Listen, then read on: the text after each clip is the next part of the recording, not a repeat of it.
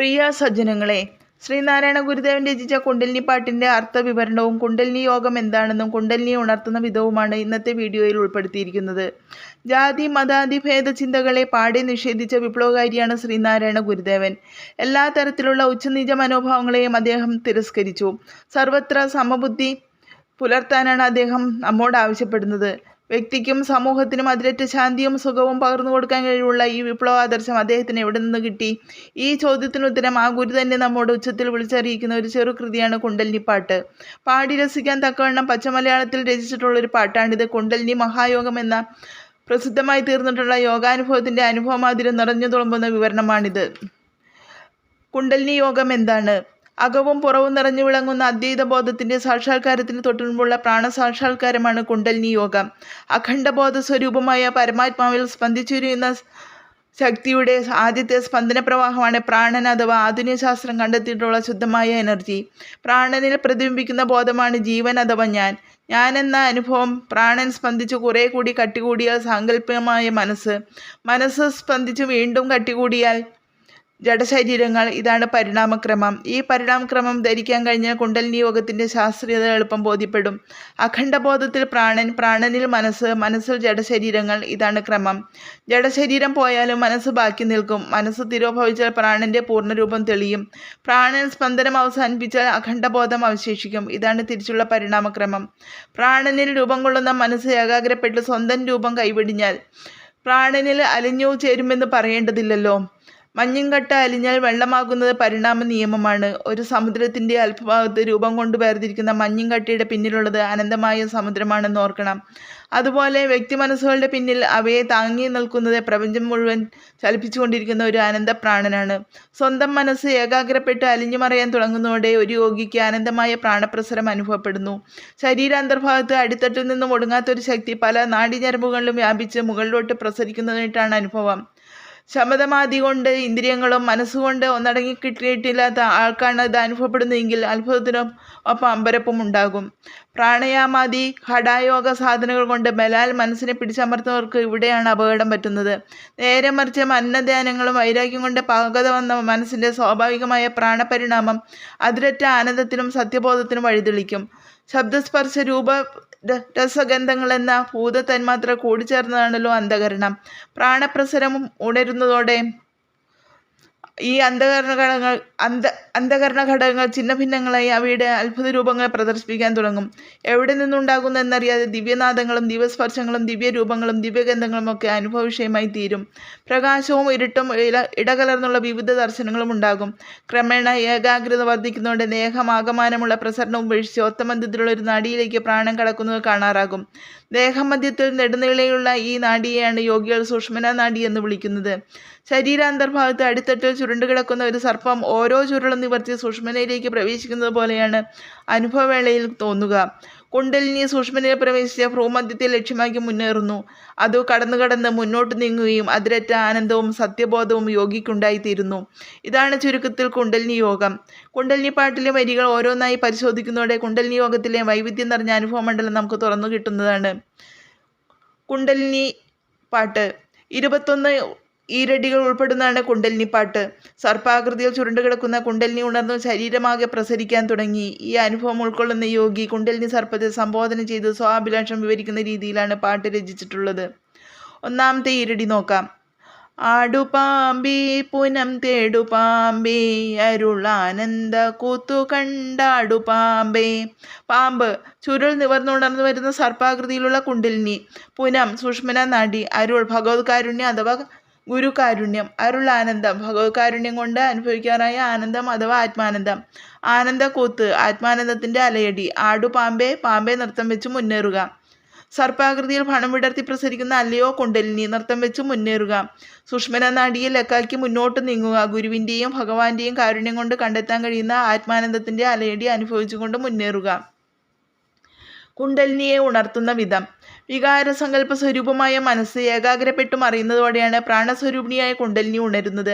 പ്രാണസ്പന്ദനത്തിന് ഗതിവേഗം കൂടി കട്ടിപിടിക്കുമ്പോഴുണ്ടാകുന്ന സങ്കല്പങ്ങളും വികാരങ്ങളുമാണ് മനസ്സ്. വികാരസങ്കല്പ സ്വരൂപമായ മനസ്സിന് രൂപം കൊടുക്കുന്ന വാസനകൾ അഥവാ സങ്കല്പങ്ങളുടെ സൂക്ഷ്മ രൂപങ്ങൾ പ്രാണസ്പന്ദനത്തിൽ സർവത്ര ഒളിഞ്ഞുകിടക്കുന്നു. മറ്റൊരു വിധത്തിൽ പറഞ്ഞാൽ ഓരോ പ്രാണസ്പന്ദനവും വാസനാമയമാണ്. പ്രാണസ്പന്ദനത്തിന് ഗതിവേഗം കൂടിയ വാസന വികസിക്കും. വാസനയുടെ വികസിത രൂപമാണ് സങ്കല്പം. അതുകൊണ്ടാണ് പ്രാണസ്പന്ദനവും വാസനയുമാണ് മനസ്സിൻ്റെ വിത്ത് എന്ന് വേദാന്തശാസ്ത്രം വിധിക്കുന്നത്. യോഗവാസിഷ്ഠത്തിൽ വസിഷ്ഠൻ രാമനോട് പറയുന്നത് നോക്കുക. വാസനാവശത പ്രാണസ്പന്ദസ്തേന ച വാസന ജായതേ ചിത്തബീജസ്യ തേന ബീജാങ്കുരക്രമ. വാസനയ്ക്ക് ശക്തി കൂടിയാൽ പ്രാണസ്പന്ദത്തിന് ഗതിവേഗം കൂടും. പ്രാണസ്പന്ദത്തിന് ഗതിവേഗം കൂടിയാൽ വാസന ശക്തിപ്പെടും. ഇങ്ങനെ വിത്തും വൃക്ഷവും പോലെ ചക്രഗതിയിൽ വർത്തിക്കുന്നവയാണ് ചിത്തബീജങ്ങളായ പ്രാണനും വാസനയും. ശാസ്ത്രീയമായി ഈ ചിത്തോൽപത്തി ക്രമം ധരിച്ചാൽ ചിത്തനാശം സാധിക്കേണ്ടത് എങ്ങനെയെന്നറിയാൻ പ്രയാസമില്ല. വിത്തോ നശിപ്പിച്ചാൽ വൃക്ഷം കിളിർക്കയില്ലെന്ന് തീർച്ചയല്ലേ? ചിത്തവൃക്ഷത്തിൻ്റെ വിത്താകട്ടെ ചക്രകാരമായി സ്പന്ദിക്കുന്ന പ്രാണവാസനകളാണ്. ഇവയിൽ ഒന്നിനെ നിയന്ത്രിച്ചാൽ മറ്റേതും നിയന്ത്രിതമാകും. പ്രാണസ്പന്ദനത്തെ നിയന്ത്രിച്ചാൽ വാസന മാറും. വാസന മാറിയാൽ പ്രാണസ്പന്ദനവും നിയന്ത്രിതമാകും. ഈ കാര്യത്തിലും വസിഷ്ഠൻ്റെ വാക്കുകൾ തന്നെ ശ്രദ്ധിക്കുക. ദ്വൈബീജേ രാമചിത്തസ്യ പ്രാണസ്പന്ദനവാസനീ ഏകസ്മിംശ്ചതയോ ക്ഷീണേ ക്ഷിപ്രം ദേപി വിനശ്രുത്രേ. ചിത്തത്തിൻ്റെ വിത്തുകൾ രണ്ടാണ്, പ്രാണസ്പന്ദനവും വാസനയും. ഇതിൽ ഒരെണ്ണം ക്ഷയിച്ചാൽ മറ്റേത് ക്ഷയിക്കുന്നതാണ്. വ്യക്തമായ ഈ കാര്യകാരണഭാവത്തെ കണക്കിലെടുത്തുകൊണ്ടാണ് മനസ്സിനെ ഉപശമിപ്പിക്കാൻ ഋഷീശ്വരന്മാർ 2 മാർഗങ്ങൾ നിർദ്ദേശിച്ചിട്ടുള്ളത്. ഈ 2 മാർഗങ്ങളാണ് യോഗവും ജ്ഞാനവും. ഏകാന്ത സ്ഥലത്തിരുന്ന് സഗുണ നിർഗുണ ധ്യാനങ്ങളിലൊന്ന് ശീലിച്ച് സങ്കല്പങ്ങളെ നിരോധിക്കുന്നതാണ് യോഗം. ഇഷ്ടദേവത രൂപമൊഴിച്ചുള്ള മറ്റെല്ലാ സങ്കല്പങ്ങളെയും നിരോധിക്കുന്നതാണ് സഗുണ ധ്യാനം. ഇതാണ് ഭക്തിയോഗം. സഗുണ ധ്യാനം ഉറച്ചു കഴിഞ്ഞാൽ ഒടുവിൽ ഇഷ്ടദേവതാ രൂപസങ്കല്പത്തെയും നിരോധിക്കാവുന്നതാണ്. രൂപസങ്കല്പങ്ങളൊന്നുമില്ലാത്ത ഒരു അന്തർമണ്ഡലത്തെ ലക്ഷ്യമാക്കി ഉള്ളിൽ പ്രത്യക്ഷപ്പെടുന്ന എല്ലാ സങ്കല്പങ്ങളെയും നിരോധിക്കുന്നതാണ് നിർഗുണധ്യാനം. പ്രാണനും വാസനയും പരസ്പര ബന്ധമാണെന്ന് നേരത്തെ കണ്ടു. അപ്പോൾ പ്രാണസ്പന്ദനത്തിൻ്റെ ഗതിവേഗം കുറച്ചും സങ്കല്പ നിരോധ രൂപത്തിലുള്ള യോഗം ശീലിക്കാവുന്നതാണ്. ഇതിനുവേണ്ടിയാണ് ശാസ്ത്രങ്ങളിൽ പ്രാണായാമ പരിശീലനം നിർദ്ദേശിക്കപ്പെട്ടിരിക്കുന്നത്. സങ്കല്പ നിരോധം പ്രാണന്റെ ഗതിവേഗം കുറയ്ക്കും. പ്രാണന്റെ മന്ദഗതി സങ്കല്പത്തെ നിരോധിച്ച് ചിത്തത്തെ ഏകാഗ്രപ്പെടുത്തും. ഏതു വിധത്തിലായാലും ചിത്തം ഏകാഗ്രപ്പെടുന്നതോടെ ഉള്ളിൽ ഒളിഞ്ഞുകിടക്കുന്ന പ്രപഞ്ചപ്രാണശക്തിയായ കുണ്ടലിനിയെ ഉണർന്ന് പ്രസരിക്കാനും തുടങ്ങും. പ്രാണായാമവും സങ്കല്പ നിരോധവും വ്യക്തമായ ദിനചര്യകളോടും അനുഷ്ഠാനങ്ങളും കൂടി നിർവഹിക്കേണ്ടവയാണ്. അല്ലെങ്കിൽ അവ ഗുണത്തിന് പകരം ദോഷഫലം ഉളവാക്കിയെന്നും വരാം. അതുകൊണ്ടാണ് ഈ യോഗക്രമം പ്രായണ സന്യാസിമാർക്കായി മാറ്റിവെച്ചിരിക്കുന്നത്. ജ്ഞാനമാർഗം അവലംബിച്ചുള്ള ചിത്തോപദേശം ആകട്ടെ സന്യാസിമാർക്ക് ഗൃഹസ്ഥന്മാർക്കും ഒരുപോലെ അഭ്യസിക്കാവുന്നതാണ്. ഈ പ്രപഞ്ചം മുഴുവൻ ബോധഘനമായ ഒരേ ഒരു വസ്തുസത്യയുടെ പ്രകടനമാണെന്ന് ഗുരുദേവനെ പോലെയുള്ള സത്യദർശികൾക്ക് സൂര്യതുല്യം തെളിഞ്ഞിട്ടുണ്ട്. അവർ അത് നമുക്ക് ഉപദേശിച്ചു തന്നിട്ടുണ്ട്. അങ്ങനെയാണെങ്കിൽ ഇവിടെ വസ്തു എന്നേ ഉള്ളൂ, പലതില്ല എന്ന് ചിത്തത്തെ നിരന്തരം പഠിപ്പിക്കുകയാണ് ജ്ഞാനം. ഈ ജ്ഞാനം ദൃഢപ്പെടുന്തോറും ഭേദചിന്തകൾ അകലും, മതമാത്സര്യങ്ങൾ കുറയും, ലോകസുഖങ്ങളുടെ നിസ്സാരത ധരിച്ച മനസ്സിന് ക്രമേണ അതിൽ വിരക്തി ഉണ്ടാകും. ഉള്ളിൽ തന്നെ നിരപേക്ഷമായ ഒരാനന്ദത്തിൻ്റെ ഉറവിടം തെളിയുകയും ചെയ്യും. അതോടെ ലോകചിന്ത കൊണ്ട് തടിച്ചുകൊടുത്തിരുന്ന ചിത്തം ഉപശമിക്കും. തുടർന്ന് പ്രപഞ്ചപ്രാണ ശക്തിയായ കുണ്ടലിനിയുടെ വ്യക്തമായ പ്രസരം അനുഭവപ്പെടാനും തുടങ്ങും. യോഗാഭ്യാസത്തിൻ്റെയും ജ്ഞാനാഭ്യാസത്തിൻ്റെയും ഗതിവേഗം കൂട്ടാൻ ഉപകരിക്കുന്ന വിധം ശാരീരികമായും മാനസികമായും അഭ്യസിക്കാവുന്ന അനേകം സാധനാനുഷ്ഠാനങ്ങൾക്ക് ശാസ്ത്രം രൂപം നൽകിയിട്ടുണ്ട്. ഘടയോഗ സാധനകളും തന്ത്രസാധനകളും ഇത്തരം സാധനാനുഷ്ഠാനങ്ങൾ ഉൾക്കൊള്ളുന്ന 2 പ്രധാന ശാഖകളാണ്. ആസന പരിശീലനം, പ്രാണായാമം, മുദ്രാഭ്യാസം, തന്ത്രവിധിപ്രകാരമുള്ള ആരാധനകൾ ഇവയെല്ലാം ഇക്കൂട്ടത്തിൽ പെടുന്നു. അവനവൻ്റെ അഭിരുചിക്കും കഴിവിനുമൊത്ത് ഇവയിൽ ഏതെങ്കിലുമൊക്കെ ഒരു ഗുരുവിൻ്റെ വിദഗ്ധ ഉപദേശത്തിന് കീഴിൽ അഭ്യസിച്ചാൽ അഭ്യാസം പാകപ്പെടുന്നതോടെ കുണ്ടലിനി ഉണർന്നു കിട്ടുന്നതാണ്. കുണ്ടലിനി നിയോഗപ്രകാരം സത്യബോധം ഉൾക്കൊണ്ട് ചിത്തം ഏകാഗ്രപ്പെടുമ്പോൾ ശരീരാന്തർഭാഗത്തുളകുന്ന പ്രാണപ്രസരണമാണല്ലോ കുണ്ടലിനി യോഗം. ഈ കുണ്ടലിനി പ്രാണൻ എവിടെ നിന്നാണ് പ്രസരം ആരംഭിക്കുന്നത്? എങ്ങോട്ടൊക്കെയാണത് പ്രസരിക്കുന്നത്? പ്രാണപ്രസരം ഉണ്ടായാലുള്ള അനുഭവങ്ങൾ എന്തൊക്കെയാണ്? ഇവയുടെ അനുഭവസമ്പന്നമായ പ്രതീകാത്മക വിവരണമാണ് കുണ്ടലിനി പാട്ട്. അനുഭവമാധുര്യം നിറഞ്ഞ ഈ കുണ്ടലിനി യോഗ രഹസ്യമാണ് ഗുരുദേവൻ ആത്മോപദേശ ശതകത്തിൽ ഇങ്ങനെ വർണ്ണിക്കുന്നത്. ഇരുപുറവും വരുമാറവസ്ഥയെ പൂത്തൊരു കൊടി വന്നു പടർന്നുയർന്നു മേവും തരുവിനടിക്കു തപസ്സു ചെയ്തു വാഴും നരനുവരാം നരകം നനച്ചിടണം. കുണ്ടലിനി പ്രാണലാൽ പരിപൂരിതമായിരിക്കുന്ന സുഷുമ്ന നാഡിയാണ് ഇതിലെ പൂത്ത കൊടി. ഇതിൻ്റെ രണ്ടു വശത്തെയും പ്രാണപ്രസരത്തിൽ ജ്വലിച്ചു നിൽക്കുന്ന ഇടപ്പിങ്കലുകളും അവയോട് ബന്ധപ്പെട്ട സ്ഥിരാവലയങ്ങളുമാണ് ഈ പൂത്ത കൊടിക്ക് ഇരുപുറവും വരുമാറാവസ്ഥയെ ഉളവാക്കുന്നത്. കുണ്ടലിനി പ്രസരത്തോടെ വർണ്ണശബളമായി പ്രശോഭിക്കുന്ന 6 ആധാരചക്രങ്ങളെയും ഉൾപ്പെടുത്തി ഇരുപുറവും വരുമാറാവസ്ഥ എന്നും ഇതിനെ വ്യാഖ്യാനിക്കാവുന്നതാണ്. ഈ പദ്യത്തിലെ തരു മനുഷ്യ ശരീരം തന്നെയാണ്. ആധാരങ്ങളെ ഭേദിച്ച് നാഡികൾ വഴിയായി മൂലാധാര ചക്രം മുതൽ ശിരസ് വരെ വ്യാപിച്ചു നിൽക്കുന്ന കുണ്ടലിനി പ്രസരത്തെയാണ് ഗുരുദേവൻ പടർന്നുയർന്നു മേവും എന്ന പദപ്രയോഗം കൊണ്ട് ഭാവസുന്ദരമായി വർണ്ണിച്ചിരിക്കുന്നത്. പ്രാണപ്രസരത്തോടെ അനുഭവപ്പെടുന്ന സത്യബോധം ഉൾക്കൊണ്ടുകൊണ്ട് ജീവിക്കുകയാണ് തപസ്. സ്വദേഹത്തെ ഇങ്ങനെ സത്യബോധ സമ്പന്നമാക്കി ജീവിതം നയിക്കുന്ന മനുഷ്യന് സകല ദുഃഖങ്ങളും അകന്നു കിട്ടുമെന്നു സാരം. ജ്ഞാനേന്ദ്രിയത്തിനും വിസർജനേന്ദ്രിയത്തിനും ഇടയ്ക്കാണ് മൂലാധാര ചക്രം സ്ഥിതി ചെയ്യുന്നത്. ജനനേന്ദ്രിയസ്ഥാനം, നാഭ്യസ്ഥാനം, ഹൃദയസ്ഥാനം, ഖണ്ഡസ്ഥാനം, ഭ്രൂമധ്യം എന്നിവയാണ് യഥാക്രമം സ്വാധിഷ്ഠാനം, മണിപൂരകം, അനാഹതം, വിശുദ്ധി, ആജ്ഞ എന്നീ ആധാരചക്രങ്ങളുടെ സ്ഥാനങ്ങൾ. ഈ സ്ഥാനനിർണയം ഏതാണ്ടോ ഒരു ഏകദേശ രൂപമായി കണക്കാക്കാവൂ. സൂക്ഷ്മമായ സ്ഥാനനിർണയത്തിൽ ആചാര്യന്മാർക്കിടയിൽ ചില ചില്ലറ അഭിപ്രായ വ്യത്യാസങ്ങൾ കാണുവാനുണ്ട്.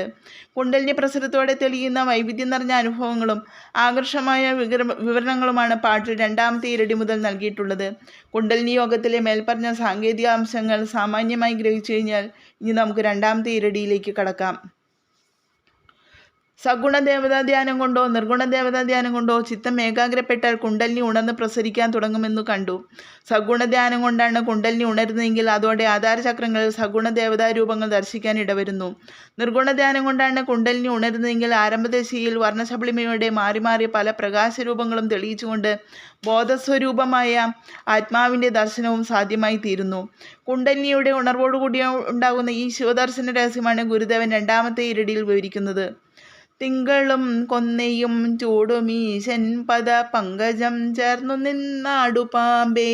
തിങ്കൾ ചന്ദ്രൻ, കൊന്നപ്പൂവ്, ചൂടുമീശൻ ധരിക്കുന്ന ഈശൻ അതായത് ശിവൻ, പദപങ്കജം കാലാകുന്ന താമര ശിവന്റെ ഇരിപ്പിടമായ ആധാര പങ്കജം, ചന്ദ്രനെയും കൊന്നപ്പൂക്കളെയും തലയിൽ ചൂടിയിരിക്കുന്ന ശിവന്റെ കാൽത്താമരയോട് അല്ലെങ്കിൽ ശിവൻ ഇരുന്നു വിളങ്ങുന്ന ആധാര പങ്കജത്തോട് ചേർന്ന് നിന്നുകൊണ്ട് അല്ലയോ കുണ്ടലിനി നൃത്തം വയ്ക്കൂ. സഗുണ ദേവതാരൂപസങ്കല്പമൊന്നുമില്ലാത്ത യോഗിക്ക് പ്രായേണ വിവിധ തരത്തിലുള്ള തേജോരൂപങ്ങളാണ് കാണാൻ ഇടവരിക. ദക്ഷിണാമൂർത്തി ഉപനിഷത്ത് വ്യാഖ്യാനത്തിൽ ശ്രീ ശങ്കര ഭഗവത്പാദരുടെ പ്രധാന ശിഷ്യനായ ശ്രീ സുരേശ്വരാചാര്യർ പറഞ്ഞിരിക്കുന്നത് നോക്കുക. ബ്രഹ്മനാഡീം പ്രാണേ ബിംബരൂപം പ്രകാശതേ താരേശ തപനോപമം. കുണ്ടലിനി പ്രാണൻ സുഷ്മന നാഡിയിലേക്ക് കടക്കുന്നതോടെ വസ്തുസ്വരൂപം അഗ്നി, മിന്നൽ, നക്ഷത്രം, ചന്ദ്രൻ, സൂര്യൻ എന്നിങ്ങനെ തേജോരൂപങ്ങളായി ക്രമവികാസം പ്രാപിച്ചു കാണാൻ ഇടവരുന്നതാണ്. പഞ്ചേന്ദ്രിയങ്ങൾ വഴി പുറമേയോ സങ്കല്പങ്ങൾ വഴി അകമേയോ കാണുന്ന എല്ലാ കാഴ്ചകളുടെയും ഉറവിടം പ്രാണനും മനസ്സുമാണെന്ന ശാസ്ത്രതത്വം ഗ്രഹിച്ചാൽ ഈ ദർശനഭേദത്തിൻ്റെ രഹസ്യം വെളിപ്പെടുന്നതാണ്. മനസ്സിൻ്റെ പാകതയുടെ ഏറ്റക്കുറവാണ് ദർശനഭേദങ്ങളുടെ മൂല കാരണം. കുണ്ടലിനി പ്രസരത്തോടെ കാണാനാകുന്ന ദർശനങ്ങളൊക്കെ മനസ്സിൻ്റെ തൽക്കാല ദർശനങ്ങളാണെന്നും ഓർക്കേണ്ടതാണ്. എങ്കിലും സുവ്യക്തമായി ഈ സത്യത്തോടടുക്കുന്ന എന്ന് ബോധ്യപ്പെടുമെന്നുള്ള ഈ കാഴ്ചകളുടെ പ്രത്യേകത. വിവിധങ്ങളായ കാഴ്ചകൾ ആവിർഭവിക്കുന്നതോടെ ദേഹനാഡികൾ വിവിധ വർണ്ണങ്ങളെയും പ്രദർശിപ്പിക്കും. കുണ്ടലിനി പ്രസരിക്കാൻ തുടങ്ങിയാൽ ഇട, പിങ്കള, സുഷുമ്ന എന്നീ നാഡികളിലും ആധാരചക്രങ്ങളുടെ വർണ്ണഭേദങ്ങൾ അനുഭവപ്പെടും. ഈ നിറഭേദങ്ങളെക്കുറിച്ചും ആചാര്യന്മാർക്ക് മതഭേദമുണ്ട്. പ്രാണനും മനസ്സും സത്വം, രജസ്, തമസ് എന്നീ ത്രിഗുണങ്ങളുടെ പ്രകടഭാവങ്ങളാണ്. വെളുപ്പ്, ചുവപ്പ്, കറുപ്പ് ഇവയാണ് ത്രിഗുണങ്ങളുടെ വർണ്ണങ്ങൾ. ഗുണങ്ങൾ ഇടകലർന്നിരിക്കുന്നത് കൊണ്ട് തന്നെ വർണ്ണങ്ങളും ഇടകലർന്നേ സംഭവിക്കൂ. അപ്പോൾ സാധകൻ്റെ മനസ്സിൽ ത്രിഗുണങ്ങളുടെ കലർപ്പിൻ്റെ അനുപാതം എങ്ങനെയോ അങ്ങനെയായിരിക്കും കുണ്ടലിനി പ്രസരത്തോടെ വർണ്ണവൈവിധ്യം അനുഭവപ്പെടുന്നത്. എന്തായാലും കുണ്ടലിനി പ്രസരം ആരംഭിക്കുന്നതോടെ ശരീരാന്തർഭാഗം വിവിധ വർണ്ണങ്ങളുടെ ഒരു പ്രദർശന രംഗമായി തീരുമെന്നുള്ളതും തീർച്ചയാണ്. ഇത്രയും വിവരണം കൊണ്ട് കുണ്ടലിനി പ്രസരം ആരംഭത്തിൽ വ്യക്തമായ സത്യബോധത്തോടൊപ്പം പലതരം കാഴ്ചകളും പലതരം നിറങ്ങളും പ്രദർശിപ്പിക്കുന്നു കണ്ടു. ഈ അനുഭവത്തെയാണ് ഗുരുദേവൻ പാട്ടിൽ തിങ്കളും കൊന്നയും ചൂടുമീശൻ എന്ന ഭാഗം കൊണ്ട് വെളിപ്പെടുത്തിയിരിക്കുന്നത്. പലതരം കാഴ്ചകളുടെ പ്രതീകമാണ് തിങ്കൾ, നിറങ്ങളുടെ പ്രതീകം കൊന്നയും. അതോടൊപ്പം അത് അനുഭവപ്പെടുന്ന വ്യക്തമായ സത്യബോധം തന്നെയാണ് ഈശൻ. ശിവപ്രതീകത്തെ പ്രത്യേകം പറയാനും കാരണമുണ്ട്. കുണ്ടലിനി പ്രസരത്തിൻ്റെ ഒന്നിലധികം ആധാര കേന്ദ്രങ്ങളിൽ ശിവന്റെ വിവിധ രൂപങ്ങൾ ദർശിക്കാൻ കഴിയുമെന്നാണ് യോഗശാസ്ത്ര ഗ്രന്ഥങ്ങൾ വിവരിക്കുന്നത്. മൂലാധാര ചക്രത്തിൽ തന്നെ ശിവന്റെ ആദിമ രൂപസങ്കല്പമായ സ്വയംഭൂലിംഗത്തിൽ കുണ്ടലിനി മൂന്നര ചുറ്റി സർപ്പിണിയെ പോലെ ഫണം കൊണ്ട് സുഷ്മന നാഡിയുടെ മുഖം ഓടിക്കിടക്കുന്നതായിട്ടാണ് ശാസ്ത്രം വിവരിക്കുന്നത്. കുണ്ടലിനി മണിപ്പൂര ചക്രത്തിലെത്തുമ്പോൾ അവിടെ രുദ്രമൂർത്തിയായ ശിവനെയും വിശുദ്ധി ചക്രത്തിലെത്തുമ്പോൾ അവിടെ സുന്ദരമൂർത്തിയായ ശിവനെയും കാണാൻ കഴിയുമെന്നും ഷഡ്ചക്ര നിരൂപണത്തിൽ വിവരിച്ചു കാണുന്നു. ശ്രീനാരായണ ഗുരുദേവൻ സഗുണമൂർത്തികളിൽ ശിവപക്ഷപാതിയായിരുന്നുവെന്നും അദ്ദേഹത്തിൻ്റെ അനേകം ശിവപ്രതിഷ്ഠകൾ വിളിച്ചറിയിക്കുന്നു. കുണ്ടലിനി യോഗാനുഭവങ്ങളിൽ തനിക്ക് പ്രത്യക്ഷമായി കാണാൻ കഴിയുന്ന ശിവമൂർത്തികളെ തന്നെയായിരിക്കണം ഗുരുദേവൻ പിൽക്കാലത്ത് പ്രതിഷ്ഠിച്ചത്. ഏതു നിലയിലായാലും ശിവപദം വ്യക്തമായി കണ്ട് അതിനോട് ചേർന്ന് അല്ലയോ കുണ്ടലിനി നൃത്തം വയ്ക്കൂ എന്ന സുസ്പഷ്ടമായ യോഗാനുഭവത്തിൻ്റെ വിവരണമാണെന്ന് ഓർക്കേണ്ടതാണ്. ശ്രീനാരായണ ഗുരുദേവനിൽ ക്രമവികാസം പ്രാപിച്ച ഉജ്ജ്വലമായ സത്യാനുഭവത്തിൻ്റെ ചരിത്രമാണ് കുണ്ടലിനിപ്പാട്ട്. യോഗാനുഭവങ്ങളെ സൂക്ഷ്മമായി വിശകലനം ചെയ്ത് പഠിച്ചാൽ ഇതിലെ ഈരടികളുടെ അർത്ഥം തെളിഞ്ഞു കിട്ടൂ. രണ്ടാം ഘട്ടത്തിലെ ഭസ്മപാണ്ഡ്യമായ ഈ ശിവദർശനത്തെയാണ് ഗുരുദേവൻ മൂന്നാമത്തെ ഈരടിയിൽ വെളിപ്പെടുത്തിയിരിക്കുന്നത്. വെണ്ണീറണിഞ്ഞു വിളങ്ങും തിരുമേനി കണ്ണീരൊഴുക കണ്ടാടു പാമ്പേ. വെണ്ണീറ് വെളുത്ത ഭസ്മം അണിഞ്ഞു വിളങ്ങും തിരുമേനി പൂശി ശോഭിക്കുന്ന ഈശ്വര സ്വരൂപം. കണ്ണീരൊഴുകെ ഭഗവത് ദർശനം കൊണ്ടുളവാക്കുന്ന ആനന്ദശ്രു പൊഴിച്ചുകൊണ്ട് കണ്ടാടു പാമ്പേ. കണ്ടുകണ്ട് അല്ലയോ കുണ്ടലിനി പ്രസരിക്കൂ. മൂലാധാര ചക്രത്തിൽ നിന്നും പൊന്തി വരുന്ന കുണ്ടലിനി നേരെ ഭ്രൂമധ്യത്തിലുള്ള ആജ്ഞാചക്രത്തെ ലക്ഷ്യമാക്കിയാണ് പ്രസരിക്കുന്നത്. ഇടയ്ക്കുള്ള സ്വാധിഷ്ഠാന, മണിപൂരക, അനാഹത, വിശുദ്ധി ചക്രങ്ങളെ അത് ഭേദിച്ച് കടക്കുന്നു. ശക്തി ഘടകങ്ങളായ സത്വ, രജസ്, തമ ഗുണങ്ങൾ ഉളവാക്കിയിരിക്കുന്ന വാസനാഗ്രന്ഥികളാണ് വാസനകളുടെ കെട്ടുകളാണ് ആധാരചക്രങ്ങൾ. ഈ ഗുണഗ്രന്ഥികളെ ദേവതാനാമം ഉപയോഗിച്ച് വിഷ്ണുഗ്രന്ഥി, ബ്രഹ്മഗ്രന്ഥി, രുദ്രഗ്രന്ഥി എന്നും വിളിക്കാറുണ്ട്. ബ്രഹ്മാവും വിഷ്ണുവും രുദ്രനുമെല്ലാം ഒരു വ്യക്തിയുടെ ശരീരത്തിനുള്ളിൽ തന്നെ ഉണ്ടെന്ന് ചുരുക്കം. കുണ്ടലിനി ആജ്ഞാചക്രത്തിലെ രുദ്രഗ്രന്ഥിയും ഭേദിച്ച് മുന്നോട്ട് നീങ്ങുന്നതോടെ സഹസ്രാര ചക്രത്തിൽ എത്തിച്ചേരുന്നു. ഭ്രൂമധ്യത്തിലുള്ള ആജ്ഞാചക്രത്തിന് മുകളിൽ തലച്ചോറിൻ്റെ ഉപരിതലത്തിൽ സ്ഥിതി ചെയ്യുന്നതാണ് സഹസ്രാരം. ആജ്ഞാചക്രത്തിനും സഹസ്രാരത്തിനും ഇടയ്ക്ക് ഇടുങ്ങിയ കുഴൽ പോലെ ഒരു ശൂന്യദേശമുണ്ട്. ഇതാണ് ബ്രഹ്മരന്ധ്രം. കുണ്ടലിനി ആജ്ഞാചക്രം വിട്ട് ബ്രഹ്മരന്ധ്രം വഴി സഹസ്രാര പത്മത്തിലേക്ക് കടന്നു. കുണ്ടലിനി ഇവിടെ എത്തുമ്പോൾ എണ്ണമറ്റ പ്രകാശകിരണങ്ങൾ ചുറ്റിലും വിതറിക്കൊണ്ട് ബോധഘനമായ സത്യവസ്തു സൂര്യതുല്യം തെളിഞ്ഞ് അനുഭവപ്പെടും. അരശബ്ദത്തിന് ഒരു കേന്ദ്രത്തിൽ നിന്നും ചുറ്റിലുമായി ചുറ്റപ്പെടുന്ന അരക്കാലുകളാണെന്ന് അർത്ഥം. ബോധകേന്ദ്രത്തിൽ നിന്നും ചുറ്റിലുമായി ആയിരക്കണക്കിന് അരങ്ങൾ പോലുള്ള പ്രകാശകിരണങ്ങൾ പരത്തിക്കൊണ്ട് ഇവിടെ സത്യവസ്തു പ്രകാശിക്കുന്നത് കൊണ്ടാണ് ഈ ചക്രത്തിന് സഹസ്രാരം എന്ന് പേരുണ്ടായത്. കുണ്ടലിനി ആജ്ഞാചക്രം വിട്ട് ബ്രഹ്മരന്ധ്രത്തിലേക്ക് കടക്കുമ്പോൾ തന്നെ പ്രാണൻ സ്പന്ദനം വെടിഞ്ഞ് ആ ശൂന്യദേശത്ത് ലയിക്കുന്നു. ഇവിടെ മനസ്സ് സമ്പൂർണമായും അടങ്ങുന്നു. ബാഹ്യ ശരീരബോധം ഒടുങ്ങുന്നു. ഇതുതന്നെയാണ് ശിവശൈത്യൈക്യം. ശിവനിൽ ശക്തിയാണല്ലോ മനസ്സിനെയും ശരീരങ്ങളെയും ഉണ്ടാക്കി കാട്ടുന്നത്. ശക്തിസ്പന്ദനം നിലച്ചാൽ ശരീര മനസ്സുകൾ നിലയ്ക്കുന്നതും അതോടെ സർവം ശൂന്യമായി പോവുകയും ഇല്ലെന്ന് ആണ് അനുഭവം. പക്ഷെ വെറും ശൂന്യതയിൽ നിന്നും ഒരു ശക്തിക്കും സ്പന്ദിച്ചുയരാൻ കഴിയില്ലെന്ന യുക്തി പോലും ഇക്കൂട്ടർ ധരിക്കുന്നില്ല. എന്തായാലും കുണ്ടലിനി ബ്രഹ്മരന്ധ്രത്തിൽ പ്രവേശിച്ച് സ്പന്ദനം വെടിയുന്നതോടെ ദേഹമനസ്സുകൾ വിസ്മൃതിയിലാണ്ട് സൂര്യന് തുല്യം വസ്തു തെളിയുന്നതെന്നാണ് ശ്രീനാരായണ ഗുരുദേവനെ പോലുള്ള അനുഭവവേദികൾ പ്രഖ്യാപിക്കുന്നത്. സഹസ്രാര ചക്രത്തിലെ അന്തിമമായി ഈ സത്യാനുഭവത്തെ ലക്ഷ്യമാക്കിക്കൊണ്ട് മുന്നോട്ട് പ്രസരിക്കാനാണ് ഗുരുദേവൻ നാലാമത്തെ ഈരടിയിൽ കുണ്ടലിനിയോട് ആവശ്യപ്പെടുന്നത്. 1000 കോടി അനന്തൻ നീയാനനമായിരവും തുറന്നാടു പാമ്പേ. പാമ്പേ, 1000 കോടി അനന്തൻ നീ, അനേകായിരം അനന്തന്മാർ ഒരുമിച്ചതുപോലെ രൂപം കൊള്ളുന്ന അല്ലയോ കുണ്ടലിനി. ആനന്ദമായിരവും നിന്റെ 1000 മുഖങ്ങളും അഥവാ പത്തികളും തുറന്ന് വികസിപ്പിച്ച് അഥവാ വിടർത്തി ആടൂ, നൃത്തം വയ്ക്കൂ. അല്ലയോ കുണ്ടലിനി, അനേകമായിരം അനന്തന്മാർ ഒരുമിച്ചതുപോലെ കാണപ്പെടുന്ന നീ നിന്റെ 1000 പത്തികളും വിടർത്തി ഒന്ന് നൃത്തം വയ്ക്കൂ.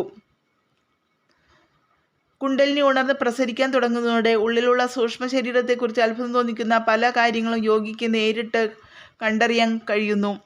ഒരു റേഡിയോയുടെ അന്തർഭാഗം എന്ന പോലെ സർവത്ര ചുറ്റിപ്പണിഞ്ഞ് ദേഹമാസകലം വ്യാപിക്കുന്ന അനേകായിരം സൂക്ഷ്മനാഡികളുടെ വ്യൂഹം യോഗിക്ക് കാണാറാകുന്നു. ഇവയെല്ലാം ദേഹമധ്യാഗതമായ ഹൃദയതലത്തെ കേന്ദ്രമാക്കി പ്രവർത്തിക്കുന്നവയാണ്.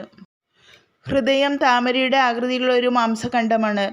ഇതിനുള്ളിൽ അത്രേ സൂക്ഷ്മ ശരീരമായ ജീവൻ സ്ഥിതി ചെയ്യുന്നത്. ഈ ഹൃദയതലത്തിൽ നിന്നും 101 പ്രധാന നാഡികൾ വിവിധ ഭാഗങ്ങളിലേക്ക് പ്രസരിക്കുന്നുവെന്ന് ഉപനിഷത്തുക്കൾ പ്രഖ്യാപിക്കുന്നു. ഇവയിൽ ഏറ്റവും പ്രധാനപ്പെട്ട 3 നാഡികളാണ് നാം നേരത്തെ വിവരിച്ച ഇട, പിംഗള, സുഷുമ്ന. 101 നാഡികളിൽ ഓരോന്നിനും ആയിരക്കണക്കിന് ശാഖാനാഡികളുണ്ടെന്നാണ് പ്രശ്നോപനിഷത്ത് വിവരിക്കുന്നത്. സൂക്ഷ്മനാഡികളുടെ കേന്ദ്രസ്ഥാനവും ജീവന്റെ ഇരിപ്പിടവുമായതുകൊണ്ടാണ് ഹൃദയത്തെ ബ്രഹ്മോപാസന അസ്തമായി വേദാന്തം അംഗീകരിക്കുന്നത്. വേദാന്ത സമ്മതമായ ഹൃദയം ദേഹമധ്യത്തിലാണെന്ന് ഓർക്കണം. ചില യോഗികൾ കരുതുന്നത് പോലെ ഭ്രൂമധ്യത്തിലല്ലെന്ന് ചുരുക്കം. യോഗാഭ്യാസവേളയിൽ ഭ്രൂമധ്യത്തെ കേന്ദ്രമാക്കി ധ്യാനം ശീലിക്കാവുന്നതാണ്. എന്നാൽ വാസനകൾ പൂർണ്ണമായി നശിച്ച് ഉറച്ച ജ്ഞാനനിഷ്ഠയോടുകൂടിയ ജീവമുക്തൻ ദേഹമധ്യത്തിലുള്ള ഹൃദയപുണ്ഡരീകത്തെ കേന്ദ്രമാക്കിയാണ് സദാ സർവത്ര ബ്രഹ്മനിഷ്ഠനായി വർത്തിക്കുന്നത്. ഹൃദയഭാഗത്തു നിന്നും ഒരു നാഡി മാത്രമാണ് ശിരസിൻ്റെ ഉപരിതലം വരെ എത്തുന്നത്. അതത്രേ സുഷുമ്ന. ഇട, പിംഗള എന്നീ നാഡികളോട് ചേർന്ന് സുഷുമ്ന മൂലാധാര ചക്രം, അനാഹത ചക്രം, ആജ്ഞാചക്രം എന്നിവയെ പരസ്പരം ബന്ധിപ്പിക്കുന്നു. നാദരൂപിണിയാണ് കുണ്ടലിനി ഉണർന്ന് പ്രസരിക്കാൻ തുടങ്ങുന്നതോടെ നാദാത്മകമായിട്ടാണ് കുണ്ടലിനി സ്പന്ദിച്ച് മുന്നേറുന്നത്. ഓരോ ആധാരപത്മത്തിലും ഇതളുകൾ പോലെ വെളിപ്പെടുന്ന നാഡീവ്യൂഹങ്ങളിൽ കുണ്ടലിനി ശബ്ദസ്പന്ദനങ്ങൾ ഉളവാക്കുന്നു. ഇവ ഒരു യോഗിക്ക് അക്ഷരരൂപത്തിൽ തെളിഞ്ഞു കിട്ടുന്നു. ഈ ശബ്ദസ്പന്ദനങ്ങളെ ആശ്രയിച്ചാണ് സംസ്കൃത ഭാഷയിലെ 50 അക്ഷരങ്ങളും രൂപം കൊണ്ടിട്ടുള്ളത്. ഹേ നാദരൂപിണി എന്ന് ഗുരുദേവൻ ജനനി നവരത്ന മഞ്ജരിയിൽ ജനനിയെ വിളിച്ചിരിക്കുന്നത് ശബ്ദാത്മികയാണ്, ശക്തി എന്നു വ്യക്തമാക്കുവാനാണ്. ശക്തി അതിൻ്റെ ആദ്യത്തെ സ്പന്ദനം മുതൽ ശബ്ദതരങ്ങളെ ഉളവാക്കുന്നതെന്നു കാണേണ്ടതാണ്. സ്പന്ദനഗതി മുന്നേറുന്നതോടെ ശബ്ദപ്രകടനത്തിൻ്റെ സ്വരൂപവും മാറിവരുന്നതേ ഉള്ളൂ.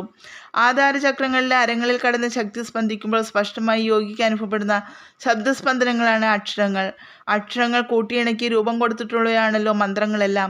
മനസ്സിനെ ഏകാഗ്രപ്പെടാനുള്ള ഉപായങ്ങളാണ് മന്ത്രങ്ങൾ. ശക്തി തന്നെ സ്പന്ദിച്ച് പ്രകടമാക്കിയിട്ടുള്ള അക്ഷരങ്ങൾ കൂട്ടിയിണക്കി അതിൽ മനസ്സിനെ ഏകാഗ്രപ്പെടുത്തി ശക്തിയെ ഉണർത്താൻ പരിശീലിപ്പിക്കുന്നത് അത്യന്തം ശാസ്ത്രീയമാണെന്ന് ഓർക്കണം. മന്ത്രശബ്ദത്തിൽ മാത്രമായി ചിത്തം ഏകാഗ്രപ്പെടുമെങ്കിൽ അതോടെ കുണ്ടലിനി ഉണർന്നു കിട്ടുന്നതാണ്. ഓം എന്ന പ്രണവമന്ത്രം കുണ്ടലിനി ഉണർന്നു കിട്ടുന്നത്.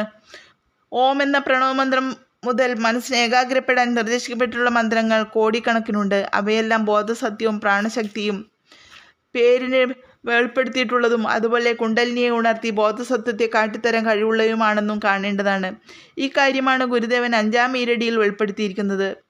ഓമെന്നു തൊട്ടൊരു കോടി മന്ത്രപ്പൊരുൾ നാം എന്നറിഞ്ഞു കൊണ്ടാടു പാമ്പേ. ഓമെന്ന് തൊട്ടുരു, ഓം എന്ന പ്രണവമന്ത്രം തുടങ്ങി കോടി മന്ത്രപ്പൊരുൾ, കോടിക്കണക്കിനുള്ള മന്ത്രങ്ങൾ വിളിച്ചറിയിക്കുന്ന സത്യം നാം കുണ്ടലിനി ശക്തിയും ഇതിൽ ഇടതിങ്ങി നിറയുന്ന ബോധവസ്തുവും തന്നെയാണ് എന്നറിഞ്ഞുകൊണ്ട് എന്ന് വ്യക്തമായി അനുഭവിച്ചറിഞ്ഞുകൊണ്ട് പാമ്പേ ആടൂ, അല്ലയോ കുണ്ടലിനി നൃത്തം വെച്ച് മുന്നേറൂ. ഓം എന്ന പ്രണവമന്ത്രം തുടങ്ങി കോടിക്കണക്കിനുള്ള മന്ത്രങ്ങൾ വെളിപ്പെടുത്തുന്ന സത്യം കുണ്ടലിനി ശക്തിയും അതിൽ ഇടതിങ്ങി നിറയുന്ന ബോധവസ്തുവും തന്നെയാണെന്ന് വ്യക്തമാക്കി അനുഭവിച്ചറിഞ്ഞുകൊണ്ട് അല്ലയോ കുണ്ടലിനി നൃത്തം വെച്ച് മുന്നേറൂ. ഒരു സാധകന് സഗുണമായോ ആരംഭം മുതൽ തന്നെ നിർഗുണമായോ ആത്മധ്യാനം അഭ്യസിക്കാവുന്നതാണെന്ന് നാം കണ്ടു. പുലിത്തോൽ പൊതിച്ച ശിവരൂപം ധ്യാനിച്ചുറങ്ങുന്ന ഒരാൾക്ക് കുണ്ടലിനി പ്രസരത്തോടെ സമാധിവേളയിൽ ആധാരചക്രങ്ങളിൽ ശിവരൂപം തെളിഞ്ഞു കാണാറാകുന്നു. ശിവപ്രതീകം പുലിത്തോൽ ധരിക്കുന്നതായി കൽപ്പിക്കാൻ എന്താണ് കാരണം? അജ്ഞാനം കൊണ്ട് ആവൃതമായിരിക്കുന്ന ആത്മാവ് അജ്ഞാനത്തെ നശിപ്പിച്ച് സ്വരൂപം വീണ്ടെടുക്കുന്നതാണ് മോക്ഷം. ശുദ്ധാനന്ദ സ്വരൂപമായ ആത്മാവ് അജ്ഞാനം കൊണ്ട് മറയ്ക്കപ്പെടുന്ന വസ്തുസ്ഥിതിയെ തന്നെയാണ് ശിവൻ കാട്ടാളവേഷം ധരിച്ചു എന്ന പ്രതീകഭാവന കൊണ്ട് പുരാണങ്ങൾ വർണ്ണിക്കുന്നത്. കാട്ടാളവേഷം ധരിച്ച ശിവൻ കാട്ടാളത്തിയുടെ വേഷം ധരിച്ച ശക്തിയും ഒരുമിച്ചാണ് വേട്ടയ്ക്കിറങ്ങുന്നത്. ആജ്ഞാനാവരണത്തിൽ നിന്നും പൊന്തിവരുന്ന കുണ്ടലിനി തന്നെയാണ് കാട്ടാളത്തി. രണ്ടുപേരും ചേർന്ന് കാമക്രോധാദി വന്യമൃഗങ്ങളെ വേട്ടയാടുന്നു. വേട്ടയാടിക്കൊന്ന വന്യമൃഗങ്ങളുടെ തോൽ ധരിച്ചുകൊണ്ട് അവർ മുന്നേറുന്നു. കുണ്ടലിനി ആജ്ഞാചക്രത്തിൽ എത്തുന്നതുവരെ കാമാദി വികാരങ്ങൾ പാടി നശിച്ചു പോകുന്നില്ലെന്നു നാം കണ്ടുവല്ലോ. എങ്കിലും പ്രാണപ്രസരം മുന്നേറിക്കൊണ്ടിരിക്കുമ്പോഴും ബോധദീപ്തി തെളിയുകയും മനോവികാരങ്ങൾക്ക് ശക്തി കുറയുകയും ചെയ്യും. ഈ ഘട്ടങ്ങളിലാണ് ഇരുട്ടും വെളിച്ചവും കലർന്ന വിവിധ ദർശനങ്ങൾ വസ്തുബോധത്തോടൊപ്പം ഉദയം ചെയ്യുന്നത്. ഇങ്ങനെ വർണ്ണശബളമായി പ്രശോഭിക്കുന്ന ബോധസ്വരൂപമായ ആത്മാവ് തന്നെയാണ് പുള്ളിപ്പുലിത്തോൽ പുതയ്ക്കുന്ന ശിവൻ. അങ്ങനെയുള്ള ശിവപ്രതീക കൽപ്പനയ്ക്ക് ഇടയായതും ആ ആത്മദർശനത്തിൻ്റെ പശ്ചാത്തലത്തിൽ തന്നെയായിരിക്കണം. ഈ ആത്മദർശന രഹസ്യമാണ് ഗുരുദേവൻ 6-ാമത്തെ ഈരടിയിൽ ഇങ്ങനെ ചിത്രീകരിക്കുന്നത്. പുള്ളിപ്പുലിത്തോൽ പുതയ്ക്കും പൂമേനി എന്നുള്ളിൽ കളിക്കുമെന്നാടു പാമ്പേ. പാമ്പേ, അല്ലയോ കുണ്ടലിനി പുള്ളിപ്പുലിത്തോൽ പുതയ്ക്കും പുലിത്തോൽ പൊതിച്ചിട്ടുള്ള അഥവാ ഇരുട്ടും വെളിച്ചവും ഇടകലർന്ന വർണ്ണശബളമായി കാണപ്പെടുന്ന പൂമേനി ശിവന്റെ സഗുണ സ്വരൂപം അഥവാ ബോധസ്വരൂപമായ ആത്മാവ് എന്നുള്ളിൽ കളിക്കും, എൻ്റെ ഹൃദയത്തിൽ തെളിഞ്ഞു വിളങ്ങി നിൽക്കും എന്ന് ആടോ എന്ന് അനുഭവിച്ചുകൊണ്ട് മുന്നോട്ട് പ്രസരിക്കൂ. അല്ലയോ കുണ്ടലിനി, പുള്ളിപ്പുലിത്തോൽ പൊതിച്ചിട്ടുള്ള ശിവരൂപവും ഇരുട്ടും വെളിച്ചവും ഇടകലർന്ന് വർണ്ണശബളമായി പ്രകാശിക്കുന്ന ബോധസ്വരൂപമായ ആത്മാവും എൻ്റെ ഹൃദയത്തിൽ തെളിഞ്ഞു വിളങ്ങുമെന്ന് അനുഭവിച്ച് തന്നുകൊണ്ട് നൃത്തം വെച്ചു മുന്നോട്ട് നീങ്ങൂ. സങ്കല്പങ്ങളെ നിരോധിച്ച് ലോകചിന്തകളെ ഉപശമിപ്പിക്കുന്നതാണല്ലോ യോഗാഭ്യാസം. യോഗാഭ്യാസം പരിപക്വമാകുന്നതോടെ കുണ്ടലിനി പ്രസരവും ആത്മബോധവും ആരംഭിക്കുന്നു. ഇങ്ങനെ ആരംഭിക്കുന്ന ജ്ഞാനാഗ്നിയിൽ പ്രപഞ്ചദർശനങ്ങൾ എരിഞ്ഞു ചാമ്പലാകുന്നത് തന്നെയാണ് ശിവന്റെ സംഹാരക്രിയ. ബോധോദയമുണ്ടാകുന്നതോടെ ഹൃദയം പ്രപഞ്ചാനുഭവങ്ങളെ ചുട്ടുകരിക്കുന്ന ശ്മശാനം പോലെ യോഗിക്ക് അനുഭവപ്പെടുന്നു. അതോടെ ബാഹ്യപ്രപഞ്ചവും വിശേഷിച്ച് വസ്തുസത്തയില്ലാത്ത ബോധസ്വരൂപമായ സത്യത്തിലെ വെറും പുറംപൂച്ചാണെന്ന് അനുഭവപ്പെടുന്നു. ഈ അനുഭവത്തെ തന്നെയാണ് ത്രിഗുണമയം തിരുനീറണിഞ്ഞൊരു ഈശനെന്ന് ഗുരുദേവൻ ആത്മോപദേശ സദത്തിൽ വിവരിക്കുന്നത്. ത്രിഗുണമയമായ പ്രപഞ്ചം ബോധോദയമുണ്ടായ യോഗിക്ക് ഈശൻ അണിഞ്ഞിരിക്കുന്ന തിരുനീറു മാത്രമാണ്. ജ്ഞാനാഗ്നിയിൽ സങ്കല്പങ്ങൾ എരിഞ്ഞു ഭസ്മമായ ശേഷം ഹൃദയശ്മശാനത്തിൽ പ്രാണപ്രസരണത്തോടൊപ്പം തെളിഞ്ഞ് നൃത്തം വയ്ക്കുന്ന ആത്മസ്വരൂപത്തെയാണ് ഗുരുദേവൻ 7ാമത്തെ ഈരടിയിൽ ചിത്രീകരിച്ചിരിക്കുന്നത്. പേയും പിണവും പിറക്കും ചുടുകാടുമേയും പരമ്പൊരുളാടു പാമ്പേ.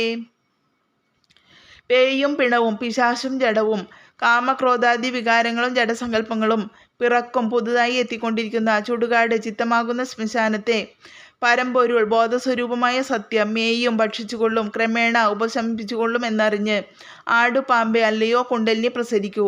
പിശാചുകളും ശവശരീരങ്ങളും അഥവാ കാമക്രോധാദി വികാരങ്ങളും ജഡസങ്കല്പങ്ങളും ഒന്നിനു പിറകെ ഒന്നായി എത്തിക്കൊണ്ടിരിക്കുന്ന ചുടുകാടിനെ അഥവാ ചിത്തമാകുന്ന ശ്മശാനത്തെ ശിവൻ അഥവാ ബോധസ്വരൂപമായ സത്യം ഭക്ഷിച്ചുകൊള്ളും എന്നറിഞ്ഞു അല്ലയോ കുണ്ടലിനി പ്രസരിക്കൂ. പ്രാണശക്തി സ്പന്ദിച്ചുയരുന്നതും നിലനിൽക്കുന്നതും തിരിച്ചുലയ്ക്കുന്നതും ബോധഘനമായ വസ്തുസത്തയ്ക്കുള്ളിലാണ്. കുണ്ടലിനി പ്രാണന്റെ ഉദയത്തോടെ വിവിധ വർണ്ണങ്ങളും ശബ്ദങ്ങളും അനുഭവവിഷയമാകുന്നതായി നാം കണ്ടു. തുടർന്നു പലതരത്തിലുള്ള മണങ്ങളും അനുഭവപ്പെടാറുണ്ട്. ഈ അനുഭവങ്ങളൊക്കെ പാടെ നിരോധിക്കാൻ ശ്രമിക്കുന്ന യോഗിക്ക് സങ്കല്പ ദർശനങ്ങളെല്ലാം അകന്ന് ബോധഘനമായ വസ്തുസ്വരൂപം തെളിയുമെന്നാണല്ലോ 7ാമത്തെ ഈരടിയിൽ ചർച്ച ചെയ്തത്. വസ്തുസ്വരൂപം സുവ്യക്തമാകുന്നതോടെ അത് ഓരോ പ്രാണസ്പന്ദനത്തെയും അകവും പുറവും നിറഞ്ഞു നിൽക്കുമെന്ന് ബോധ്യപ്പെടും. മാത്രമല്ല പ്രാണസ്പന്ദനം ക്രമേണ ആ വസ്തുസത്തയിൽ അലിഞ്ഞു ചേർന്ന് ലയിച്ചു മറിയുന്നത് നാം കാണാറാകും. കുണ്ടലിനി ബ്രഹ്മരന്ധ്രത്തിലേക്ക് കടക്കുന്നതോടെ ശക്തിസ്പന്ദനം പാടെ നിലയ്ക്കുമെന്ന് നാം ധരിച്ചിട്ടുണ്ടല്ലോ. അതിനു മുൻപ് തന്നെ സ്പന്ദനം ഓരോന്നും സ്പന്ദിച്ച് ബോധവസ്തുവിൽ മറിഞ്ഞിട്ട് വീണ്ടും സ്പന്ദിച്ചു വരുന്നത് വ്യക്തമായി അനുഭവിച്ചറിയാൻ കഴിയും. വിവിധ രൂപശബ്ദങ്ങളോടൊപ്പം മധുരമായ ഗന്ധവും അനുഭവിച്ചിട്ട് ശക്തിസ്പന്ദനം വസ്തുസത്തയിൽ കടന്നു മറിയുന്ന അനുഭവ സ്വരൂപമാണ് ഗുരുദേവൻ 8ാമത്തെ ഈരടിയിൽ വിവരിക്കുന്നത്. പൂമണക്കും കുഴലാളകം പോകും ആ കോമളമേനി കണ്ടാടു പാമ്പേ. പൂമണക്കും പലതരം മധുരഗന്ധങ്ങളും ഉളവാകുന്ന കുഴലാൾ സുന്ദരിയായ ദേവി അഥവാ പ്രകാശമയിയായ ശക്തി, അകം പോകും ഉള്ളിൽ അലിഞ്ഞു ചേരുന്ന ആ കോമളമേനി ശക്തിയെ ആവരണം ചെയ്ത് നിൽക്കുന്ന ബോധഘനമായ വസ്തുസ്വരൂപം കണ്ട് പ്രത്യക്ഷമായി അനുഭവിച്ചുകൊണ്ട് പാമ്പേ ആടൂ അല്ലയോ കുണ്ടലിനെ പ്രസരിക്കൂ. പലതരം മധുരഗന്ധങ്ങൾ ഉളവാക്കുന്ന പ്രകാശമയിയായ ശക്തി ഉള്ളിൽ അലിഞ്ഞേരുന്ന ബോധാനന്ദഘനമായ വസ്തുസ്വരൂപം പ്രത്യക്ഷത്തിൽ കണ്ട് അനുഭവിച്ചുകൊണ്ട് അല്ലയോ കുണ്ടലിനെ നൃത്തം വെച്ച് മുന്നോട്ട് നീങ്ങൂ. ആധാരപത്മങ്ങളിൽ തെളിയുന്ന അക്ഷരസ്പന്ദനങ്ങളെക്കുറിച്ചു നാം കണ്ടു. അതുപോലെ ദിവ്യരൂപങ്ങളും ദിവ്യഗന്ധങ്ങളും ഉണ്ടാകുമെന്നും നാം കണ്ടു. കുണ്ടലിനി പ്രസരം ദേഹമധ്യത്തിലുള്ള അനാഹത ചക്രത്തിലെത്തുന്നതോടെ യോഗിക്ക് അനേകം ദിവ്യനാദങ്ങൾ കേൾക്കാറാകുന്നു. വീണാനാദം, വേണുനാദം, പെരുമ്പറനാദം എന്നിങ്ങനെ പലതും. ഇവ എവിടെ നിന്നും മുഴങ്ങുന്നു എന്ന് വ്യക്തമായി അറിയാൻ കഴിയുകയില്ല. അതുകൊണ്ടാണ് ഇവ അനാഹതനാദങ്ങൾ എന്നറിയപ്പെടുന്നത്. മുഴക്കപ്പെടാതെ മുഴങ്ങുന്നവ എന്നാണ് അനാഹത ശബ്ദത്തിനർത്ഥം. അനാഹത ധ്വനിയിൽ മനസ്സ് അതിവേഗം ലയിച്ച് ഏകാഗ്രപ്പെടുന്നു. അനാഹതനാദത്തിൽ ഏകാഗ്രപ്പെടുന്ന മനസ്സിന് ആ നാദത്തിനുള്ളിൽ ജ്യോതിർമയമായ വസ്തുസത്യയെ വ്യക്തമായി കണ്ട് അനുഭവിക്കാനും കഴിയുന്നു. കുണ്ടലിനി പ്രസരത്തിൻ്റെ മുന്നേറ്റത്തോടെ ഉണ്ടാകുന്ന ഈ അത്ഭുതാനുഭവത്തെയാണ് ഗുരുദേവൻ 9ാമത്തെ ഈരടിയിൽ ചിത്രീകരിച്ചിരിക്കുന്നത്. നാദത്തിലുണ്ടാം നമശിവായ പൊരുൾ ആദിയായുള്ളതെന്ന നാടുപാമ്പേ. നാദത്തിൽ അനാഹത, നാദത്തിൽ ആദിയായുള്ളത് പ്രപഞ്ച ആരംഭത്തിന് മുൻപ് നിലവിലുണ്ടായിരുന്ന നമശിവായ പൊരുൾ, നമശിവായ മന്ത്രം ഉരുക്കഴിച്ച് കണ്ടെത്തേണ്ട ആദിമ വസ്തുസത്ത അഥവാ ബ്രഹ്മം ഉണ്ടെന്നു കാണാൻ കഴിയും എന്ന് പാമ്പേ ആടൂ എന്നറിഞ്ഞുകൊണ്ട് അല്ലയോ കുണ്ടലിനെ പ്രസരിക്കൂ. അനാഹതനാദത്തിൽ പ്രപഞ്ചാരംഭത്തിന് മുൻപ് നിലവിലുണ്ടായിരുന്ന ആദിമ വസ്തുസത്ത അഥവാ ബ്രഹ്മം ഉണ്ടെന്ന് കാണാൻ കഴിയും. എന്നറിഞ്ഞുകൊണ്ട് അല്ലയോ കുണ്ടലിനിയെ നൃത്തം വെച്ച് മുന്നോട്ട് നീങ്ങൂ. കുണ്ടലിനി പ്രസരം മുന്നേറുന്നതോടെ ക്രമേണ ഗുണാതീതമായ ബോധവസ്തു അഥവാ ബ്രഹ്മസ്വരൂപം തെളിയുന്നു. ശുദ്ധമായ ബോധത്തിനുള്ളിൽ മായാസ്പന്ദനം സത്വ രജസ് തമോ ഗുണങ്ങളെ വേർതിരിച്ച് കൂട്ടിക്കലർത്തുന്നതോടെയാണ് മൂർത്തിഭേദങ്ങൾ വെളിപ്പെടുന്നത്. ഇങ്ങനെ ഗുണഭേദം അംഗീകരിച്ച് ഒരേ ആത്മാവ് തന്നെയാണ് ബ്രഹ്മ വിഷ്ണു മഹേശ്വരന്മാരെന്ന ത്രിമൂർത്തികളായി വേർതിരിയുന്നത്. സമ്പൂർണമായ വസ്തുസത്ത അല്പരൂപം കൈക്കൊള്ളുന്നതാണ് ഈ ഗുണപരിമിതി. അതുകൊണ്ട് തന്നെ ഗുണമണ്ഡലത്തിൽ ഒരുങ്ങുന്ന അല്പപ്രതിഭാസത്തിൽ സമ്പൂർണമായ വസ്തുസത്തയെ അറിഞ്ഞനുഭവിക്കാൻ കഴിയില്ലെന്ന് വ്യക്തമാണ്. ഗുണപരിമിതി നിമിത്തം ബ്രഹ്മാവോ വിഷ്ണുവോ ശുദ്ധബോധ സ്വരൂപമായ ശിവസത്തയെ വേണ്ടവണ്ണം അറിയുന്നില്ല എന്ന വസ്തുതാനുഭവ രഹസ്യമാണ് ഗുരുദേവൻ 10ാമത്തെ ഈരടിയിൽ വെളിപ്പെടുത്തുന്നത്. ഗുണമണ്ഡലങ്ങളെ കടക്കാൻ കരുത്തുള്ള ധീരനായ ജ്ഞാനിക്ക് മാത്രമേ പരമസത്യം വെളിപ്പെട്ടു കിട്ടുകയുള്ളൂ. പൂമലരോനും തിരുമാലുമാരും പൊൻപൂമേനി കണ്ടില്ലെന്നാടു പാമ്പേ. പൂമലരോൻ താമരയിൽ പിറന്ന ബ്രഹ്മാവ്, തിരുമാൽ വിഷ്ണു, ആരും മഹേശ്വരൻ മുതലായ ആരും, പൊൻപൂമേനി സ്വയം പ്രകാശിച്ചാനന്ദിക്കുന്ന ബ്രഹ്മസ്വരൂപം കണ്ടിട്ടില്ല എന്ന് പാമ്പേ ആടൂ എന്നറിഞ്ഞ് അല്ലയോ കുണ്ടലിനി പ്രസരിക്കൂ. ബ്രഹ്മാവിഷ്ണു മഹേശ്വരന്മാർ തുടങ്ങിയ ആരും സ്വയം പ്രകാശിച്ചാനന്ദിക്കുന്ന ബ്രഹ്മസ്വരൂപം കണ്ടില്ലെന്നറിഞ്ഞ് അല്ലയോ കുണ്ടലിനി നൃത്തം വെച്ച് മുന്നോട്ട് നീങ്ങൂ. ത്രിഗുണാത്മീയതയാണ് മായ. ജഗദീശ്വര സ്വരൂപത്തിനുള്ളിൽ മായ സ്പന്ദിച്ചുയരുന്നതോടെ സത്വം രജസ് തമസ് എന്നീ 3 ഗുണങ്ങളും വേർതിരിയുന്നു. സത്വം പ്രകാശത്തിൻ്റെയും രജസ് പ്രവൃത്തിയുടെയും തമസ് മോഹത്തിൻ്റെയും ഗുണങ്ങളാണ്. ഈ ഗുണങ്ങൾ കൂടിയും കുറഞ്ഞും കൂടി ചേർന്നാണ് ത്രിമൂർത്തികൾ മുതൽ അങ്ങോട്ടുള്ള ദേവന്മാരും പ്രപഞ്ചഘടകങ്ങളും രൂപം കൊള്ളുന്നത്. മായാസൃഷ്ടങ്ങളായ ഗുണങ്ങളുടെ കൂടുതൽ കുറവനുസരിച്ച് ഒരേ ബോധവസ്തു തന്നെയാണ് ത്രിമൂർത്തികളായി വേഷമണിഞ്ഞു വരുന്നതെന്ന് ചുരുക്കം. സത്വഗുണത്തിനാണ് പ്രാധാന്യമെങ്കിൽ വിഷ്ണു, രജോ ഗുണം പ്രധാനമായ ബ്രഹ്മാവ്, തമോ ഗുണത്തിന് പ്രാധാന്യം വരുമ്പോഴാണ് ശിവൻ.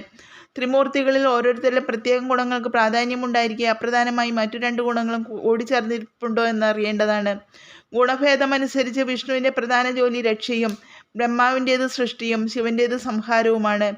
എങ്കിലും അപ്രധാന ഗുണങ്ങളെ കൂടി ആശ്രയിച്ചുകൊണ്ട് ഈ 3 മൂർത്തികളും മാറി മാറി മേൽപ്പറഞ്ഞ 3 ജോലികളും നിർവഹിക്കുന്നതായി കാണാം.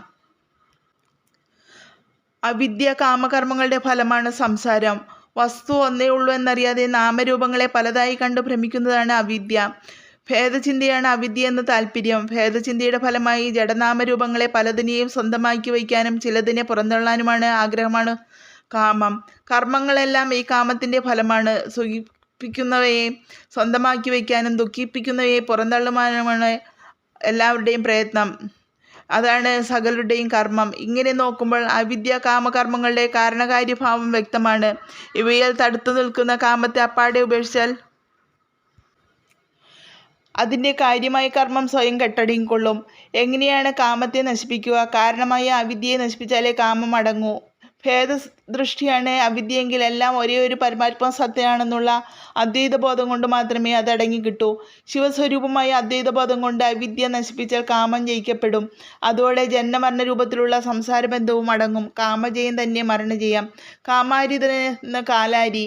അതുകൊണ്ട് സർവം ശിവമയമായി കണ്ട് കാമാരിയും കാലാരിയും അദ്വൈതബോധ സ്വരൂപമായ ശിവനെ സ്മരിച്ച് നൃത്തം ചെയ്തു മുന്നോട്ട് കുതിക്കാനാണ് 11ാമത്തെ ഈരടിയിൽ ഗുരുദേവൻ കുണ്ടലിനിയോട് ആവശ്യപ്പെടുന്നത്. കാമനെ ചുട്ട കണ്ണുള്ള കാലാരി തൻ നാമം നുകർന്നു നിന്നാടു പാമ്പേ.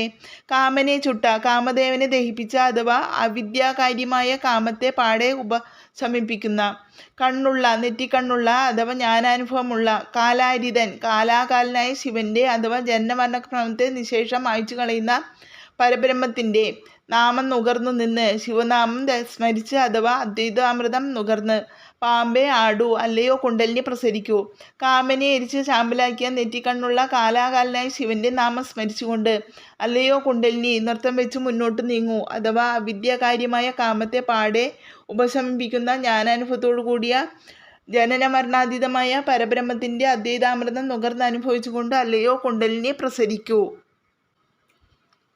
പരമശിവൻ കഠിനമായ തപസ്സിൽ ഏർപ്പെട്ടിരിക്കുന്ന കാലത്ത് ദേവന്മാരുടെ പ്രേരണയനുസരിച്ച് കാമദേവൻ തപസ് മുടക്കാനെത്തി. ഹിമവാന്റെ പുത്രിയായ പാർവതിയെ ഉപകരണമാക്കിക്കൊണ്ടാണ് കാമൻ ഇത് നേടാൻ കൊതിച്ചത്. എന്നാൽ പരമേശ്വരൻ്റെ നെറ്റിക്കണ്ണിൽ നിന്നും പുറപ്പെട്ട തീജ്വാല കാമനെ ദഹിപ്പിച്ചു ചാമ്പലാക്കുകയാണ് ഉണ്ടായത്. അന്നു മുതലാണ് ശിവന് കാമാരി എന്ന പ്രസിദ്ധി ഉണ്ടായത്. ഇന്ദ്രിയങ്ങളുടെയും മനസ്സിൻ്റെയും സത്യനിഷ്ഠയായ ഏകാഗ്രതയാണ് തപസ്.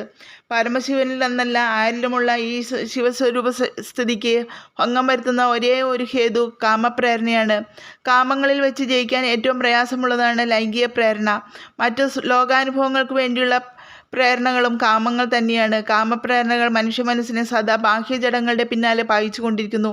ഇങ്ങനെ ബഹിർമുഖമായി പായുന്ന മനസ്സിന് ഒരിക്കലും സത്യബോധം ഉണ്ടാകുന്നില്ല.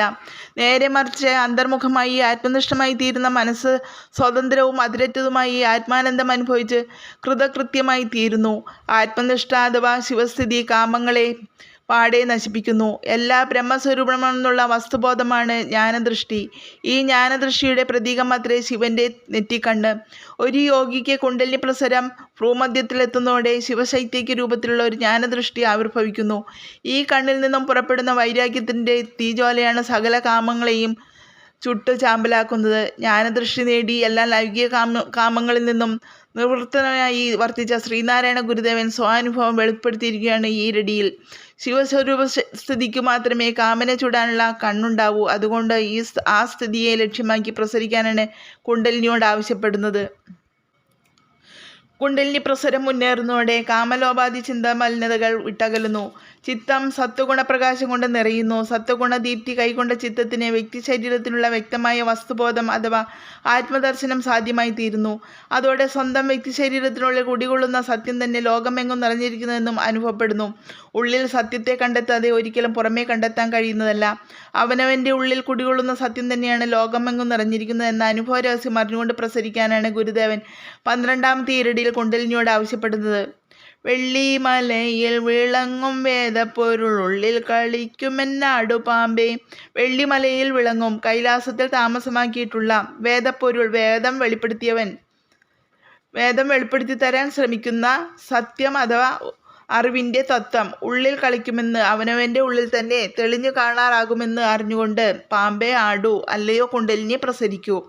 കൈലാസവാസിയായ വേദാന്ത ശിവസത്യം അഥവാ തത്വം അവനവൻ്റെ ഉള്ളിൽ തന്നെ തെളിഞ്ഞു കാണാറാകുമെന്ന് അറിഞ്ഞുകൊണ്ട് അല്ലയോ കുണ്ടലിനി നൃത്തം വെച്ച് മുന്നോട്ട് കുതിക്കൂ. കുണ്ടലിനി മൂലാധാര ചക്രത്തിൽ നിന്ന് സ്പന്ദിച്ചുയർന്ന് ആധാരചക്രം ഓരോന്നും കടന്ന് ആജ്ഞാചക്രത്തിലെത്തുന്നതിനിടയ്ക്കുണ്ടാകുന്ന അനുഭവങ്ങളും അവയിൽ തെളിയുന്ന സാക്ഷാത്കാര ക്രമങ്ങളുമാണ് 5 മുതൽ 12 വരെയുള്ള ഈരടികളിൽ വിവരിച്ചിരിക്കുന്നത്.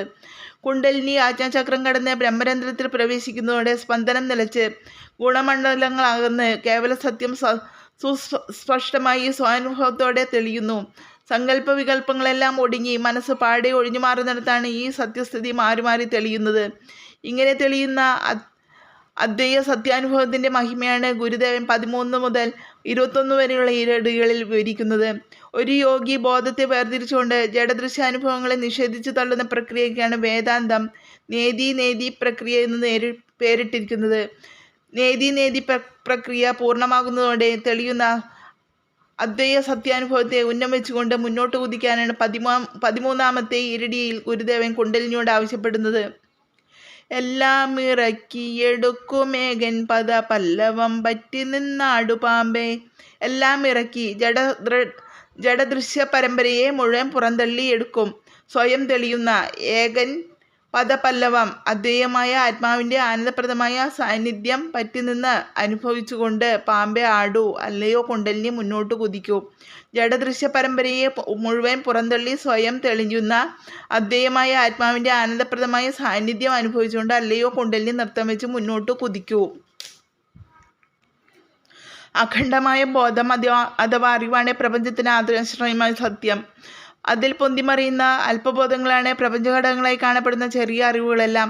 അഖണ്ഡമായ ഒരേ അറിവ് തന്നെ പല നാമരൂപങ്ങളിൽ പ്രകാശിക്കുന്നതാണ് പ്രപഞ്ചമെന്ന് ചുരുക്കം. അപ്പോൾ അറിവിൻ്റെ അഖണ്ഡത സാക്ഷാത്കരിച്ച് അനുഭവിക്കുന്നയാൾക്ക് ഇവിടെ ഒരിക്കലും പലതും കാണുവാനുണ്ടാവില്ല. നാമരൂപങ്ങളിൽ ഒതുങ്ങുന്ന അല്പബോധങ്ങളിൽ ഭ്രമിക്കുന്നവർക്ക് മാത്രമേ ഇവിടെ പലതും കാണുവാനുണ്ടാവുകയുള്ളൂ. അഖണ്ഡബോധ സാക്ഷാത്കാരം എല്ലാ കൊച്ചറിവുകളെയും പാടെ വിഴുങ്ങിക്കളയുന്ന സമ്പൂർണ്ണമായ വസ്തുബോധമാണ്. മനസ്സിൻ്റെ ഏകാഗ്രത കൊണ്ട് നിർവികൽപ്പ സമാധി മണ്ഡലത്തിൽ എത്തിച്ചേരുന്ന ഒരു യോഗി സമാധി വിട്ട് ലോകകാര്യങ്ങളിൽ ഏർപ്പെടുമ്പോഴും സർവത്ര ഒരേ വസ്തുവിനെ തന്നെ ദർശിക്കാൻ അദ്ദേഹത്തിന് കഴിയുന്നു. ശ്രീനാരായണ ഗുരുദേവൻ ഇങ്ങനെ അദ്വൈത ബ്രഹ്മരൂപം സർവത്ര ദർശിച്ചുകൊണ്ട് ലോകസംഗ്രഹം നടത്തിയ അവതാര പുരുഷനാണ്. ആ സ്വാനുഭവത്തെ വെളിപ്പെടുത്തുമാറ് സ്വയം പ്രകാശിക്കുന്ന അഖണ്ഡബോധം അനുഭവിക്കുന്ന പരമലക്ഷ്യത്തെ നേരിൽ കണ്ടുകൊണ്ട് പ്രസരിക്കാനാണ് 14-ാമത്തെ ഈരടിയിൽ കുണ്ടലിനിയോട് ആവശ്യപ്പെടുന്നത്. എല്ലാ അറിവും വിഴുങ്ങി വെറും വെളി എല്ലയിലേറി നിന്നാടു പാമ്പേ. എല്ലാ അറിവും അല്പരൂപത്തിൽ പൊന്തിമറിയുന്ന എല്ലാ അറിവുകളും വിഴുങ്ങി പാടെ വലിച്ചെറിഞ്ഞ് വെളിയെല്ലയിൽ ചിതാകാശമാവുന്ന അതിരിൽ ഏറി നിന്ന് എത്തി നിന്ന് പാമ്പെ ആടു അല്ലയോ കുണ്ടലിനി പ്രസരിക്കൂ. അല്പരൂപത്തിൽ ഉണ്ടായി മറിയുന്ന എല്ലാ അറിവുകളെയും പൂർണ്ണമായി ഉപേക്ഷിച്ചുകൊണ്ട് സ്വയം പ്രകാശിച്ചു വിളങ്ങുന്ന ചിതാകാശമെന്ന പരമലക്ഷ്യത്തിൽ ചുറ്റി നിന്നുകൊണ്ട് അല്ലയോ കുണ്ടലിനി മുന്നോട്ട് കുതിക്കൂ. സമാധി ദിശയിൽ ചിതാകാശ സ്വരൂപമായി പരമസത്യം തെളിയുന്നുവെന്ന് നാം കണ്ടു. ഇങ്ങനെ സത്യസ്വരൂപം തെളിഞ്ഞു കണ്ടിട്ട് വ്യവഹാര ദിശയിലേക്ക് തിരിച്ചു വരുന്ന യോഗിയുടെ സ്ഥിതി എന്തായിരിക്കും? അന്തർമുഖമായി സത്യം കണ്ട യോഗിക്ക് പ്രപഞ്ചത്തിലും സർവത്ര ആ സത്യത്തെ തന്നെ തെളിഞ്ഞു കാണാൻ കഴിയുമോ? എല്ലായിടത്തും ബ്രഹ്മസ്വരൂപം തന്നെ ദർശിച്ചുകൊണ്ട് ലോകസംഗ്രഹം നടത്തിയ ഗുരുദേവൻ ഈ ചോദ്യങ്ങൾക്ക് വ്യക്തമായി ഉത്തരം നൽകുകയാണ് 15-ാമത്തെ ഈരടിയിൽ. എല്ലാം വിഴുങ്ങി എതിരറ്റെഴുന്നൊരു ചൊല്ലെങ്ങുമുണ്ടറിഞ്ഞാടു പാമ്പേ. എല്ലാം വിഴുങ്ങി കൊച്ചു കൊച്ചു അറിവുകളെയെല്ലാം പുറന്തള്ളി എതിരറ്റെഴുന്നൊരു ചൊല്ല്, അതുല്യമായി വിലസുന്ന ഒരു പദാർത്ഥം എങ്ങുമുണ്ട്, എല്ലായിടത്തും ഇടതിങ്ങി നിറഞ്ഞിരിക്കുന്നു. അറിഞ്ഞ് എന്നും ധരിച്ചുകൊണ്ട് പാമ്പെ ആടൂ അല്ലയോ കുണ്ടലിനി പ്രസരിക്കൂ. കൊച്ചു കൊച്ചു അറിവുകളെയെല്ലാം പുറന്തള്ളി അതുല്യവും അനന്തവുമായി വിലസുന്ന ഒരു വസ്തുതത്വം എങ്ങും ഇടതിങ്ങി നിറഞ്ഞിരിക്കുന്നുവെന്ന് ധരിച്ചുകൊണ്ട് അല്ലയോ കുണ്ടലിനി നൃത്തം വെച്ചു മുന്നോട്ട് നീങ്ങൂ. അന്തർമുഖമായി സമാധി ദിശയിൽ സത്യസ്വരൂപം തെളിയുന്നതോടെ യോഗിക്ക് തൻ്റെ അന്ധകരണവും ശരീരവുമെല്ലാം സനാതനമായ വസ്തുവിൻ്റെ ശക്തി പ്രകടനമാണെന്ന് തെളിയുന്നു. അതോടൊപ്പം പ്രപഞ്ചമായി കാണപ്പെടുന്ന എല്ലാ ജഡദൃശ്യങ്ങളും ആ വസ്തുസത്തയ്ക്കുള്ളിൽ ശക്തി ഉണ്ടാക്കി മറിക്കുന്ന കാഴ്ചകളാണെന്നും വെളിപ്പെടുന്നു. ഈ കാര്യം നാം നേരത്തെ ചർച്ച ചെയ്തു. എന്നാൽ വ്യവഹാര ദിശയിൽ ഒരു യോഗിയുടെ അന്ധകരണത്തിലെ അനുഭവം എന്തായിരിക്കും? ആഭരണങ്ങൾ വിലയ്ക്ക് വാങ്ങുന്ന സ്വർണ്ണ വ്യാപാരി എല്ലാ ആഭരണങ്ങളെയും എങ്ങനെ സ്വർണ്ണമായി കാണുന്നുവോ അതുപോലെ അന്തർമുഖമായി ആത്മസാക്ഷാത്കാരം നേടിയ യോഗി എല്ലാ ദൃശ്യങ്ങളെയും ബ്രഹ്മമായി മാത്രം കാണുന്നു. സാമാധ്യാനുഭവം നേടിയ യോഗിക്ക് വ്യവഹാര ദിശയിൽ ലോകാവസാനം കുറഞ്ഞു വരുന്തോറും ഈ അദ്വൈതാനുഭവത്തിന് ദാർഢ്യം കൂടുന്നു. അങ്ങനെയുള്ള യോഗിയുടെ മനസ്സ് എവിടെ ചെന്ന് പറ്റിയാലും അവിടെയൊക്കെ ബ്രഹ്മസ്വരൂപം ദർശിക്കാൻ കഴിവുള്ളതായി തീരുന്നു.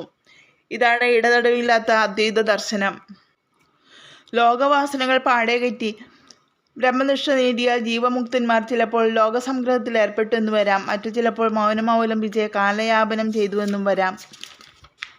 രണ്ടായാലും അവർ എല്ലാം ശബ്ദതരംഗങ്ങൾക്കപ്പുറം നിശ്ചലമായി വിലസുന്ന സച്ചിദാനന്ദ ബ്രഹ്മത്തെ സദാ അനുഭവിച്ചറിഞ്ഞവരാണ്.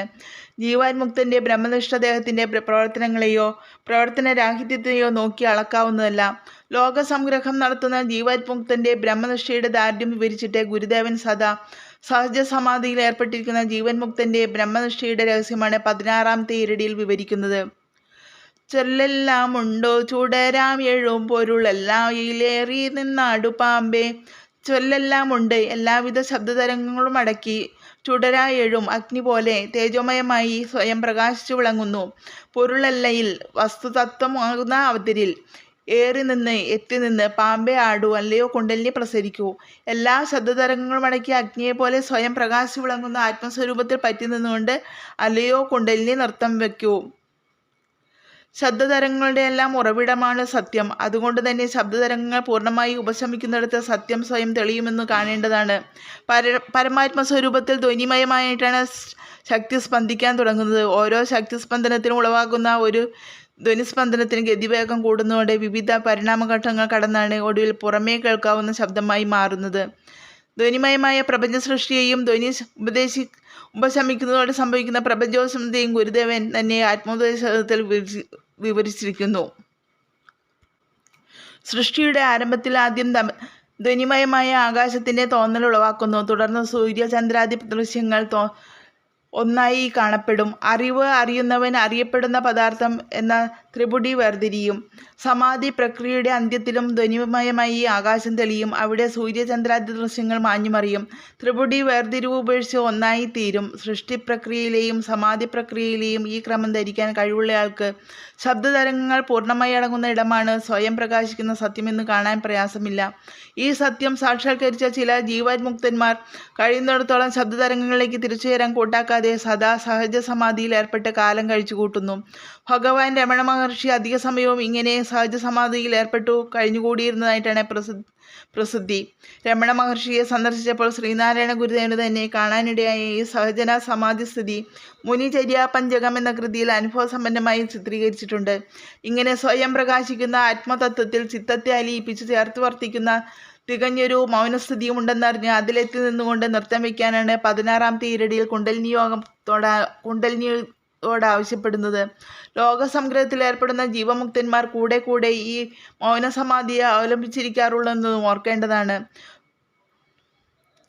അദ്വൈത സത്യ സാക്ഷാത്കാരവും അതിലെത്തി നിൽക്കുന്ന ജീവൻമുക്തന്റെ വ്യത്യസ്ത അനുഭവദശകളും വിവരിച്ചു കഴിഞ്ഞ ശേഷം കുണ്ടലിനി യോഗാനുഭവത്തെ പിന്തുടരുന്ന ഒരു സാധകന് ഉപയുക്തങ്ങളായ ചില ഉപദേശവചനങ്ങൾ ഇനിയുള്ള ഈരടികൾ അരുളിക്കൊണ്ട് കൃതി ഉപസംഹരിക്കാൻ ഒരുമ്പെടുകയാണ് ഗുരുദേവൻ.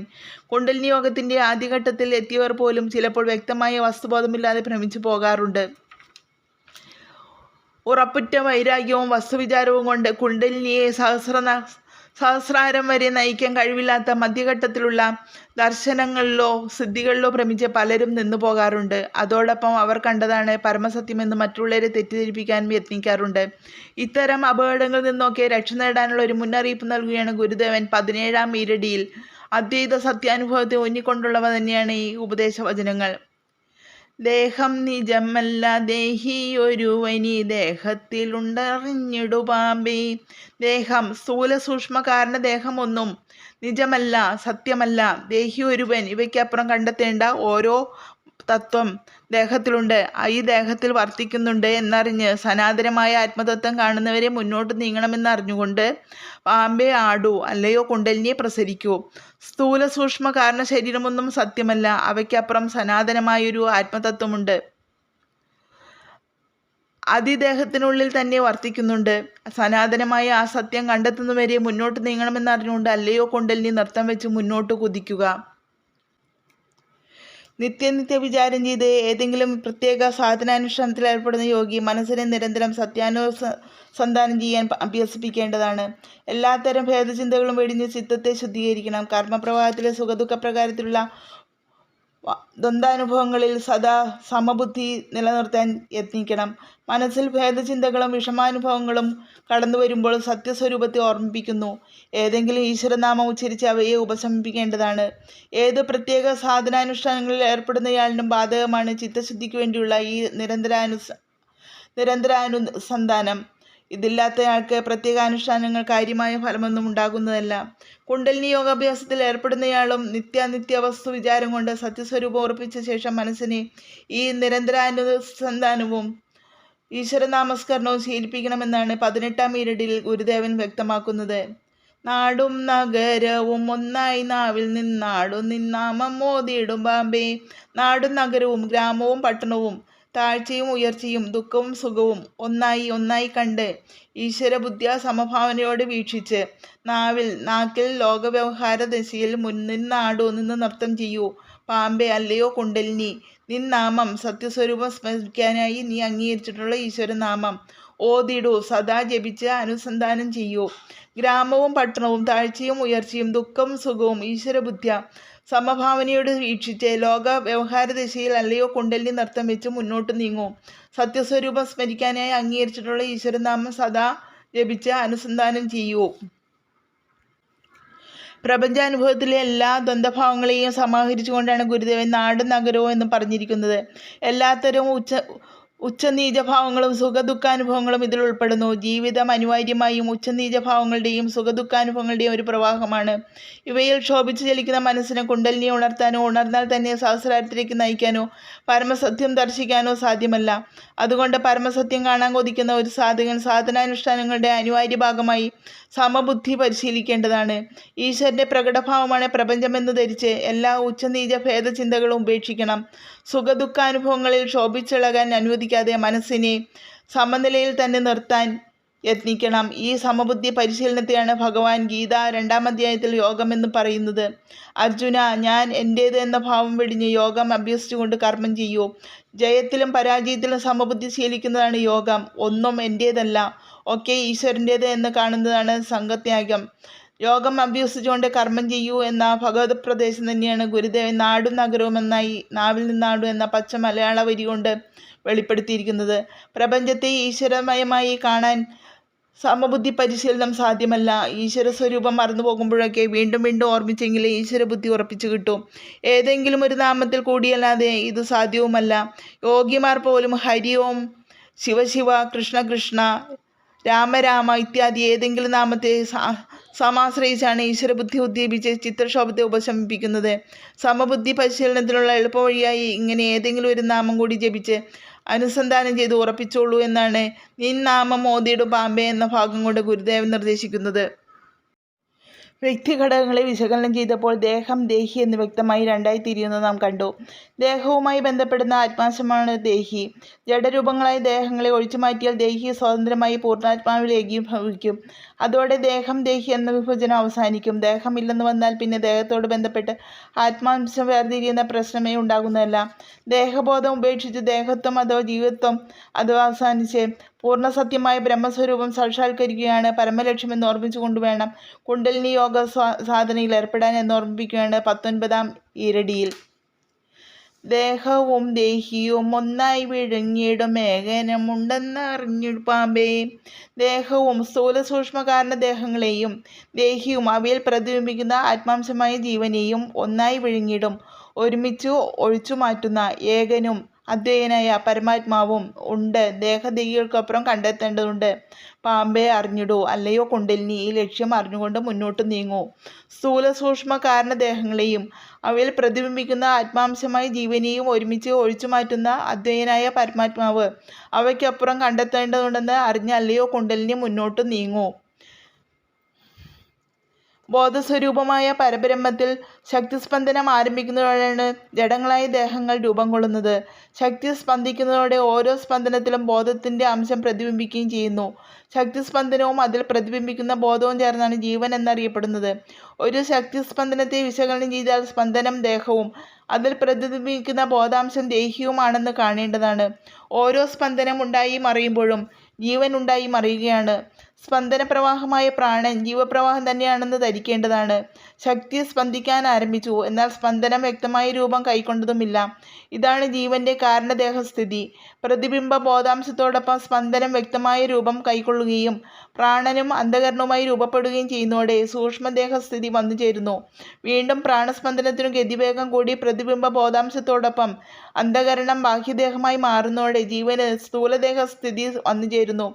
മനുഷ്യന് സ്വന്തം സ്ഥൂലദേഹത്തിൽ അഭിമാനം കൊള്ളുന്ന ദേഹിയെ തിരിച്ചറിയാൻ കഴിയുന്നുണ്ടല്ലോ. എല്ലാ മനുഷ്യരുടെയും ഉള്ളിൽ നിരന്തരം ഞാൻ ഞാൻ എന്നിങ്ങനെ പ്രകാശിച്ചുകൊണ്ടിരിക്കുന്നത് ഈ ദേഹിയാണ്. ഇത്രയും കൊണ്ട് ദേഹിയെ കൂടാതെ ദേഹമോ ദേഹത്തെ കൂടാതെ ദേഹിയോ നിലനിൽക്കുന്നതല്ലെന്ന് തെളിയുന്നുണ്ടല്ലോ.